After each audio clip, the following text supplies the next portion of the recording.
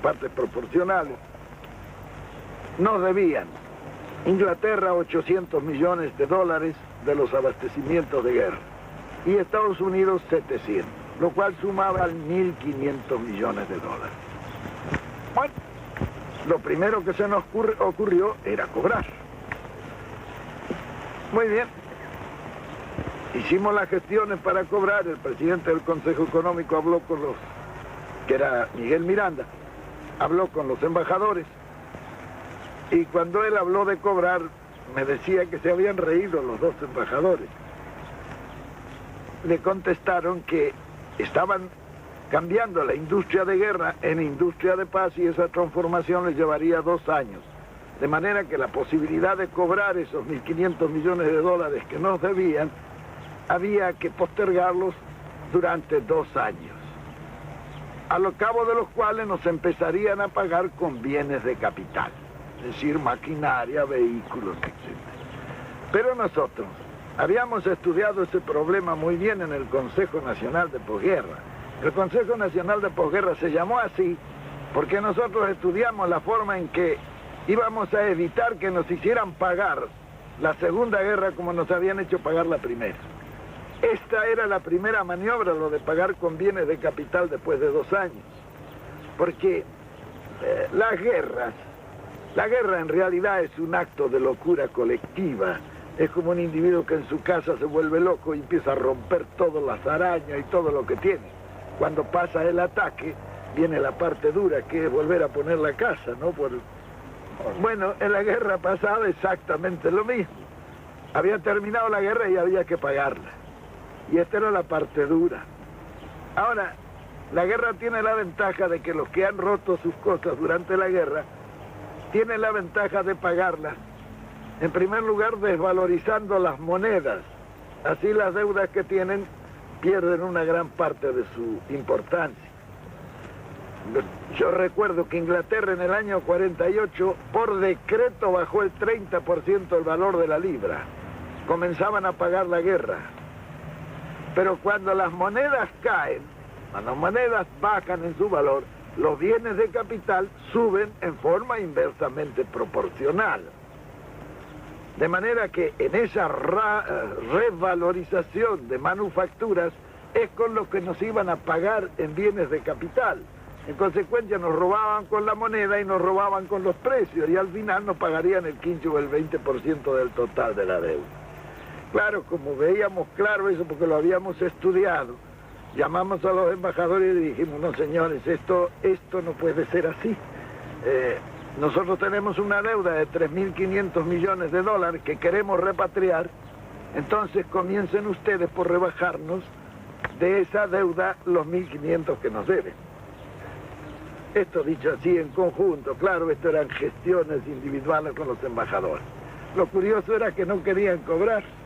Claro, no se querían perder el negocio. Esa es una cosa natural. Bueno, al final se les dijo, bueno señores, si ustedes no quieren cobrar, allá ustedes. Nosotros ya lo descontamos y lo damos por pago. Si ustedes no lo quieren cobrar, ya es cuestión de ustedes. Bueno, al final cobraron. Nosotros ya bajamos la deuda externa que nos llevaba 600 millones de dólares, bajamos a casi la mitad. Y en consecuencia la amortización e intereses bajó en una proporción semejante. Nosotros teníamos, por ejemplo, un desembolso anual de casi 800 millones de pesos en fletes de ultramar para poder sacar nuestra producción, como consecuencia de que no teníamos una marina mercante. Entonces, yo hablé inmediatamente con Alberto Odero, que era el mejor armador que ha habido en la República Argentina, y le dije, vea, don Alberto, hay que hacer este asunto porque estos 800 millones de pesos deben quedar en la Argentina si transportamos en barcos argentinos. Entonces él estudió un plan para completar unas 120 o 130 mil toneladas de los barcos más indispensables para sacar nuestra producción. Nosotros vendíamos la carne a $250 la tonelada, cuando en Chicago valía $750 la tonelada. Como consecuencia que las únicas líneas de frío que podían sacar esa carne eran los barcos ingleses. Nosotros no teníamos líneas de frío para sacar nuestra carne. Naturalmente que Alberto Odero tomó inmediatamente en sus manos el asunto y, aprovechando que todos los astilleros, había terminado la guerra y los astilleros estaban sin trabajo, sacamos esos barcos casi a precio de costo, lo que era negocio para los astilleros que podían conservar su personal después de esa paralización. Porque en la guerra estaban fabricando algunos barcos, un barco por día algunos astilleros. Muy bien, fue así que nosotros rápidamente tuvimos una marina mercante que pasó las 100.000 toneladas, con lo cual tuvimos línea de frío. Y entonces a los ingleses yo los llamé y les dije, bueno, ahora la tonelada de carne vale $500 la tonelada. Ellos dijeron, no la pagaremos, le dije yo, veremos. Me dice, ustedes no van a aguantar, se le van a llenar los campos de hacienda. Y yo le dije, vea, nosotros tenemos la carne, ustedes tienen el apetito, vamos a ver quién aguanta más. Efectivamente, los ingleses pagaron las $500 la tonelada. Bien, ese era un problema que se resolvía así, se resolvía a corto plazo. Lo que nos disminuía esos 800 millones de pesos que pagábamos en transportes de ultramar, ya iban a comenzar a quedar en el país. Bien, después fuimos a los servicios financieros que se pagaban casi $1.000 millones al año. En un país de una producción como el nuestro, $1.000 millones representa un negocio ruinoso si uno lo tiene que mandar al exterior en servicio financiero. ¿Para pagar qué? Para pagar las empresas de servicios públicos que eran todas extranjeras. Los ferrocarriles, los tranvías y la Corporación de Transporte de la Ciudad de Buenos Aires, que había sido un acuerdo leonino que habían hecho por un contrato ley en la época de la famosa misión Rocca-Runciman en Inglaterra. El gas, en fin, todos los servicios públicos, teléfonos. Muy bien, cuando se trató ese asunto, tuvimos una discusión muy grande dentro del gabinete, porque Miranda, un hombre práctico, dijo, esto se compra todo. Y entonces dije, bueno, ¿con qué plata? Sin plata, dijo, y efectivamente se compró todo sin plata. Se compraron los ferrocarriles, los teléfonos, se hizo la marina mercante, se compró el gas, los seguros, reaseguros, se nacionalizó la exportación, los depósitos bancarios, en fin. Todas esas medidas permitieron que nosotros bajáramos sistemáticamente los servicios financieros al 10% de entrada. ¿Cómo fue que se compró sin plata, general? Los ferrocarriles. Bueno, por ejemplo, los ferrocarriles se compraron con una habilidad extraordinaria de Miguel Miranda. Él era un comerciante y un negociante hábil.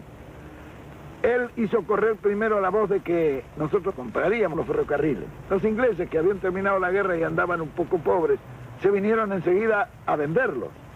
Cuando llegaron, Miranda le dijo, no, nosotros no hemos dicho nada, dice, eso es una cosa, bueno, pero si ustedes los vendieran y nosotros los compraríamos, ¿cuál sería el precio?